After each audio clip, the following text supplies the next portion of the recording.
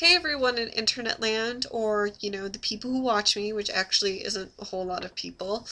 Anyways, so week 20 here. Can you believe it? I can't. That's insane. It's been 20 weeks. Wow. Anyways, so this week I wanted to talk about gender, which I think is a really interesting subject. I love the subject of gender, and I think it's especially interesting in relationship to asexuality.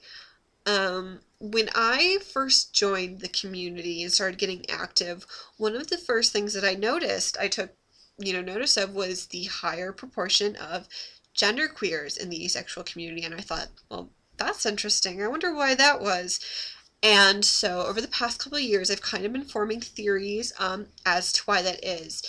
And basically, if you think about it, gender and sexual orientation are quite possibly two of the greatest factors in how we act, react, and interact with the world and people around us. I think we take it for granted that that's the case, but it's, I believe if you look at it like that, yeah, that's totally how it works. Anyways, so gender and sexuality as a general pattern are fairly intertwined with each other.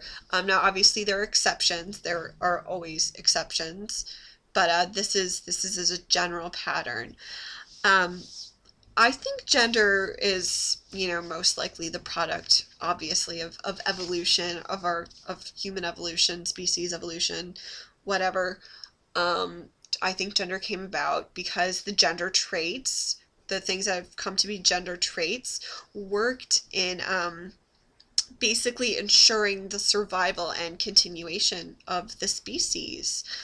Um, and from personal observations um, on the subject of gender and sexuality, I've observed friends and, other people when they're in situations where there's sort of like perhaps a sexual connection going on, or they're trying to get the attention, maybe not overtly in a sexual manner, but, whatnot.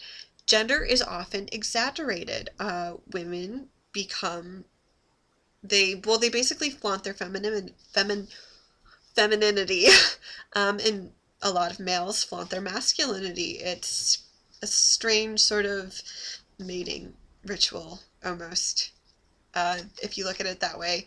Anyway, so if you think about it, when a person lacks that, basically the sexuality, um, chances are there is a higher likelihood of them sort of either lacking or varying in certain secondary characteristics. And as in secondary characteristics of sexuality, I'm talking about romantic orientation, um, sexual desire, and gender.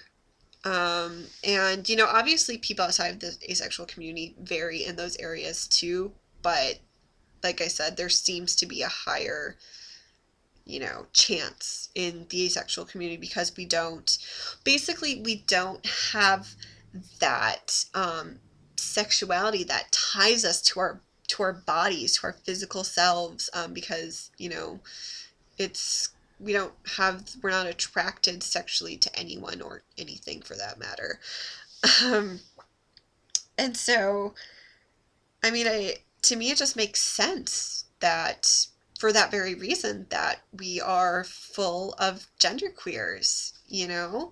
I mean, even I don't really consider myself cisgendered, because I honestly don't feel female. But at the same time, I don't feel male. Um, but I kind of feel like both and neither. It's complicated. I'm not gonna get into it. I'm kind of in a weird gender limbo, not quite cis, not really queer enough, just sort of there. But it doesn't bother me. It works. I am who I am, and it works pretty well. Anyways, so yeah, gender, and actually, on the non-subject of gender, this is something actually I want to tell you guys about. There is another study by Dr. Lori Brotto. She's been basically the biggest researcher for asexuality, doing surveys and whatnot. And there's a new one up. I'd really, really, really encourage you guys to take it. It's for people, I think, older than 19 who are basically asexual, homosexual, heterosexual, bisexual. It's to kind of get more information as to biological factors and other stuff. So please take it. Link is down in the box. I'd really appreciate it. It takes about an hour and a half, so it takes time, but it'll be so worth it. It's great to have more research being done. So yeah, because research is power. Knowledge is power. Anyways, so I think that's all for this week, and I'll see you guys next week. Bye bye.